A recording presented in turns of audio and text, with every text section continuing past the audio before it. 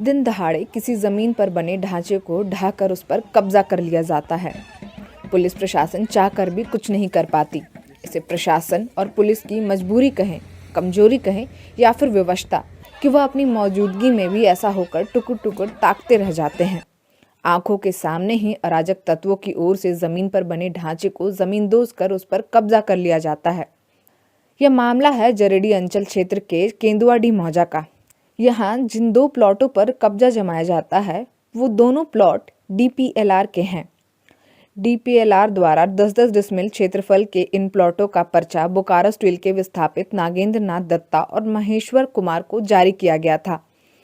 इन भूखंडों पर दोनों ने अपना कच्चा पक्का ढांचा तैयार कर रखा था, पर आवंटित भूखंड को निजी जमीन बताते हुए आज आदिवासियों ने डुगडुगी बजाते हुए हमला बोल दिया और उस पर बने घर को ध्वस्त कर सबके सामने अपना कब्जा बना लिया।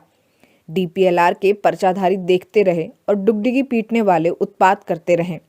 मामले की सूचना मिलने पर जरेडी BDO उज्जवल कुमार सोरेन और जरेडी थाना प्रभारी विनय कुमार दलबल के साथ घटनास्थल पर पहुंचकर मामले को शांत कराने का प्रयास कर रहे थे, लेकिन पुलिस प्रशासन के साथ भी अराजक तत्वों ने उलझने का प्रयास किया। बाउंड्री वॉल और कच्चे मकान के निर्माण को ढहाने वाले सर्वे खतियान के आधार पर उसे अपनी पुरखों की रैयती जमीन बताते हुए अपना हक जता रहे थे और इसी हक से वहां धावा बोलकर तोड़फोड़ भी करते रहे।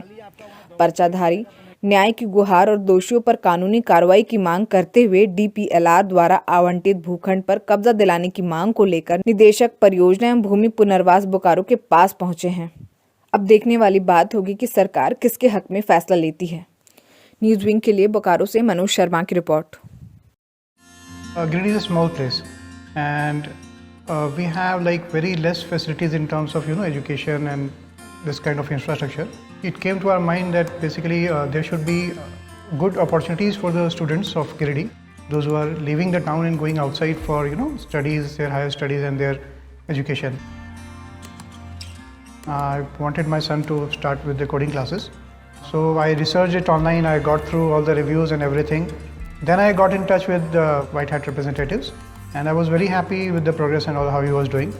So then I thought that why not to implement it in our school so that all the students are able to learn this thing.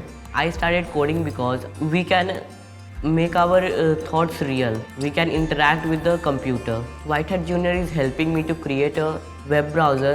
And I think on this part White Hat is actually leading on this coding platform.